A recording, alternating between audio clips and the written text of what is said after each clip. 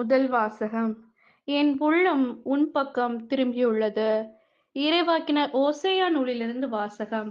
அதிகாரம் 11, இறைவசனங்கள் 1, 3, 4, 8, 9. ஆண்டவர் கூறியது: இஸ்ரவேல் குழந்தையாய் இருந்தபோது அவன் மேல் அன்பு கூர்ந்தேன். எகிப்திலிருந்து என் மகனை அழைத்து வந்தேன். எப்பிராயீமுக்கு நடை பயிற்றுவித்து நானே. அவர்களை கையில் ஏந்தியதும் நானே. ஆயினும் அவர்களை குணமாக்கியது நானே என்பதை அவர்கள் உணராமற் போனார்கள்.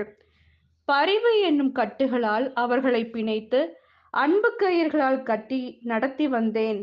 அவர்கள் கழுத்தின் மேல் இருந்த நுகத்தை அகற்றினேன். அவர்கள் பக்கம் சாய்ந்து உணவு ஊட்டினேன். என் உள்ளம் அதை வெறுத்து ஒதுக்குகின்றது. என் இரக்கம் பொங்கி வழிகின்றது. என் சீற்றத்தின் கனலை கொட்ட மாட்டேன். எப்பிராயீமை அழிக்க திரும்பி வரமாட்டேன். நான் இறைவன், வெறும் மனிதன் அல்ல. நானே உங்கள் நடுவில் இருக்கும் தூயவர். ஆதலால் நான் நகருக்கு எதிராக வரமாட்டேன். இது ஆண்டவரின் அருள்வாக்கு. இறைவா, உமக்கு நன்றி.